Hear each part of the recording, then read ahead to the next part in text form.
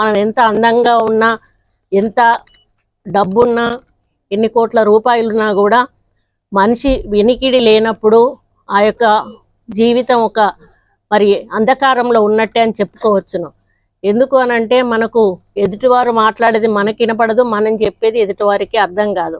అదేదో బ్రెయిలీలోకి వెళ్ళిపోతే ఆ బ్రెయిలీ వాళ్ళు మాట్లాడుకుంటే వాళ్ళకి మాత్రమే అర్థమవుతుంది, కానీ మనలాంటి వాళ్ళం అది రిసీవ్ చేసుకో. ఇన్నరా వినికిడి శక్తి లేనోళ్ళు బ్రెయిలీ లిపితోని మాట్లాడుకుంటారట.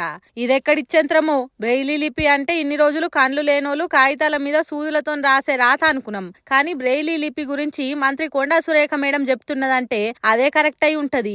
అంటే ఇప్పటి నుంచి అన్ని మార్చేయాలనా? చెవులు వినవడక మాటలు రానోళ్లకు సైగల భాష కాదు బ్రెయిలీ లిపి నేర్పించాలనా? మరి అట్లయితే కళ్ళు లేనోళ్ళు మాట్లాడేటానికి ఏ భాష నేర్చుకోవాలి? చేతులూపి ముఖం కదిలిచ్చే సైగల భాష నేర్పాలనా అని ఆలోచన చేయకుండా. ఎందుకంటే మంత్రి మేడమే కాసింత కన్ఫ్యూజ్ అయినట్టున్నది. అందుకే అటు ఇటు అటు మాట్లాడింది. ఈ నడుమ అందరు మంత్రులు తప్పులు మాట్లాడుతున్నారు కదా. హాగో దాంట్లో నేనెక్కడ వెనక పడుతానో అనుకున్నదో ఎట్లనో తెలియదు గాని తప్పు చెప్పింది. మరి తర్వాతనైనా అది కాదు నేనేదో ఆలోచన చేసుకుంటా మాట్లాడినా అని కూడా చెప్పలేదట. ఈ వీడియోను చూసిన జనాలు ఇగో గిట్లున్నాయి మనల్ని ఏలుతున్నోళ్ళ మాటలు, కనీసం ఏ భాష దేనికో తెలియనోళ్ళు రాష్ట్రాన్ని ఏలుతున్నారని కామెంట్లు పెడుతున్నారట. ఏందో ఏమో పోన్రి.